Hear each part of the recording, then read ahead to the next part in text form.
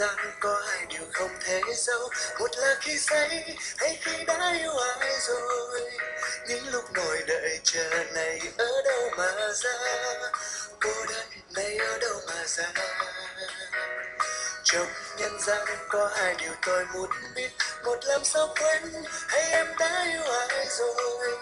Thế tôi còn kịp gọi mà chúc cho người ta, có em giữ em chỉ yêu mình em. Chợt nhìn em xa tầm với, tôi đây phải khóc hay cười, lại là lần sau cuối. Tôi đây biết vui hay buồn, với tôi đến sau một người, với tôi đến sau người ta. Thế nên lời yêu tôi chưa bao giờ được nói. Trở về bên kia người hãy sống tốt với những tháng ngày, còn gì tôi đứng nơi đây nghe sao khóe mây cay cay. Cảm ơn những khi chuyện trò, cảm ơn lúc trao nụ cười, giúp tôi nhận ra xung quanh tôi nhiều niềm vui lúc tôi ở bên nhau. Xong đi một vợ.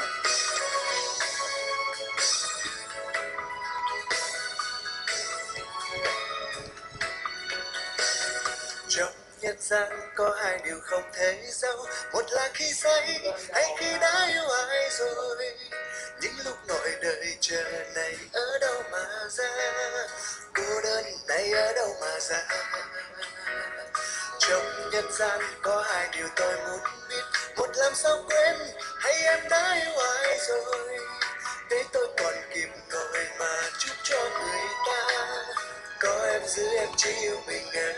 Chợt nhìn em xa tầm với, tôi đây phải khóc hay cười, lại là lần sau cuối. Tôi đây biết vui hay buồn, với tôi đến sau một người, với tôi đến sau người ta. Thế nên lời yêu tôi không bao giờ được nói. Trở về bên khi người hay sống tốt với những hàng ngày, còn gì tôi đứng nơi đây nghe sao khóe mây cay cay. Cảm ơn những khi chuyện trò, cảm ơn lúc trao nụ cười, giúp tôi nhận ra xung quanh tôi nhiều niềm vui lúc tôi ở bên người.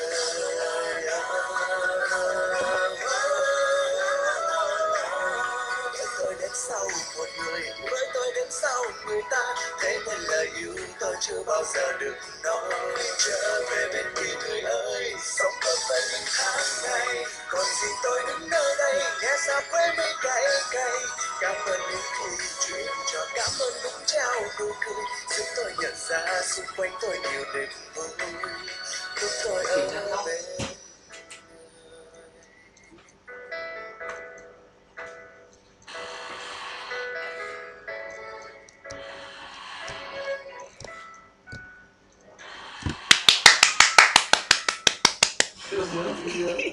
Đưa